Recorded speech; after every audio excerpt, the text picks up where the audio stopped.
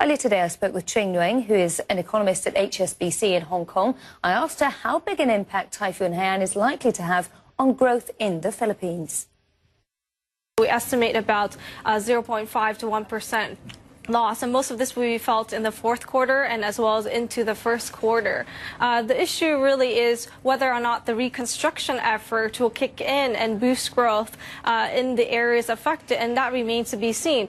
Obviously, if you already have seen, this area is one of the poorest areas in the Philippines, and that means from a household level, there's not a lot of savings, and that means that a lot of this reconstruction effort will be dependent on the public sector as well as overseas workers, as well as the aid effort internationally.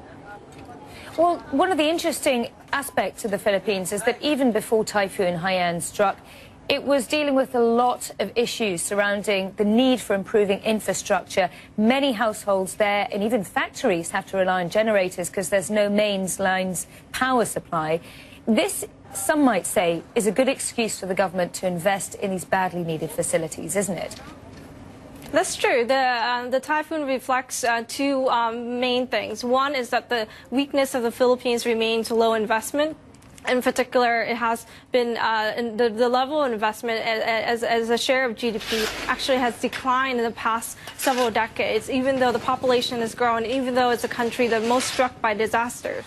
Now, you've seen a gradual improvement of this in recent years, and you're seeing a gradual increase of investment. In fact, the third quarter GDP shows that investment picked up, fixed asset investment was 13.1% year on year, and that's considered quite positive. But it means that more needs to be done. In particular, this disaster shows that there are opportunities for the country to prepare its efforts to mitigate the effects of disasters, and also to invest more to match the investment needs of the country. But another, what this also shows is the strength of the people. They're quite resilient, and we expect remittances in the Philippines to pick up in the coming months. And this reflects the altruistic behaviors of Filipinos overseas. They tend to increase the amount sent to relatives to offset the difficulties at home.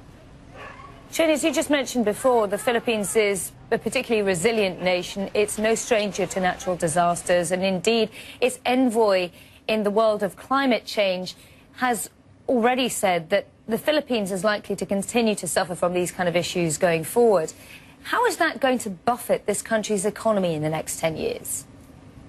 What's really important is to increase infrastructure spending to avoid, for example, flooding will occur likely every year in Manila, but to avoid how it will dampen the effects on output in the country. What we're seeing really is the direct effect of the typhoon, but the indirect effect is really the loss of output, the loss of consumption, and the long term really is investment sentiment. And should sentiment rise, and the Philippines government has the ability to increase spending on infrastructure. Recently, they're calling for an increase of the budget, and tomorrow the cabinet is going to vote on a reconstruction package likely to be about 38.8 billion peso, and that's a positive sign. And should they over time increase this gradually enough to offset the lackluster investment they've had in several decades, I think the gains will be very significant.